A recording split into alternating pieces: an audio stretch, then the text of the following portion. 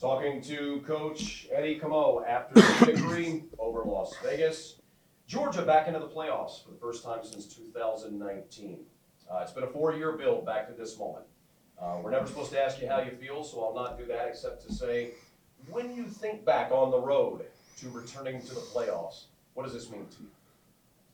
Well, someone actually said it this week. It was 2019, and we kind of the COVID years are kind of a blur. But you look and you say, I really look back at the last 2 years where we had a chance to get in the playoffs right till the last game and didn't get the job done. So for us, we certainly talked about taking an opportunity. It was a chance to do something big for us, for our organization, to get back to the playoffs. And I think every team in the league wants to win a championship, but you got to get to the playoffs first. So we've accomplished that goal, and by no means it's something you rest on those type of scenarios. And I said to the guys after, after you make the playoffs in lacrosse or hockey, there's no champagne, there's no goggles and spraying stuff, right? It's the expectation here, and now we've got a lot of work to do going forward. Really the epitome of a total team effort. The defense was phenomenal, blocking shots, really manning up. And the offense, your big guns took care of business with Lyle and Andrew, Shane with the 4. And pretty much when is the game plan would be, I would think. I thought so too. I thought 6-all at halftime, a couple goals maybe. We thought we should head back, and I don't think offensively we had some really good chances. He made some good saves. I thought their goalie played really well. And even into the third, we had good chances, and he made big saves. But yeah, that's the expectation of those guys, is to produce and come up big in those big games. And 3 goals against in the second half, 2 of them on a power play, one of them with 7 seconds left, killing a 5. I thought that was great. Dauber was really good, and the 5-on-5 goal was a great shot in the fourth quarter. So yeah, kudos to our D. They really stepped up, and every team in the league wants the whole team to single digits. It's not easy to do, and they're a good team.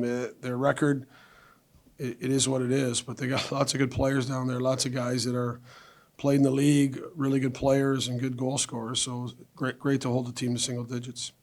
Brett Dobson was good tonight.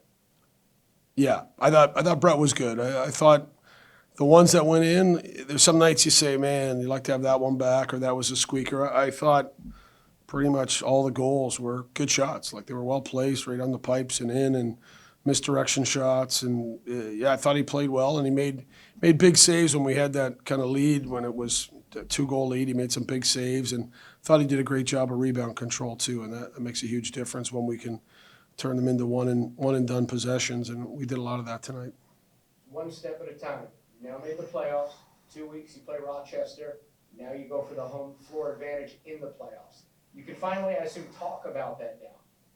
Well, I think honestly, the standings, we talk about not looking at the standings. It's hard not to look at the standings, but for us, depending on what happens going forward, it's the game in 2 weeks to us is another playoff game. There's no let's take the night off type thing. It's a playoff game either to get placement to try to get a home game, or it's a playoff game to get yourself ready to play in the playoffs the following week. So it'd be great to host a home playoff game.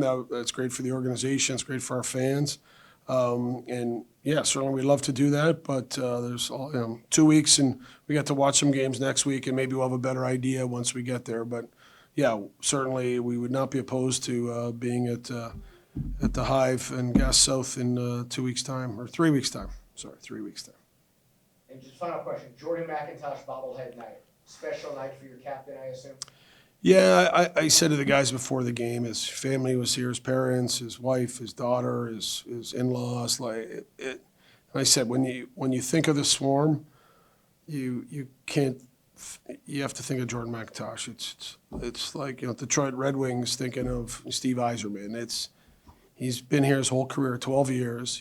And I said to the guys, he's literally bled for this team. He does everything we ask. Great leader, and yeah, happy for him, and happy for a lot of reasons. Getting to the playoffs, celebrating his long career, which has got lots of time left in it, And yeah, big night for the McIntosh family. Really, really happy for them.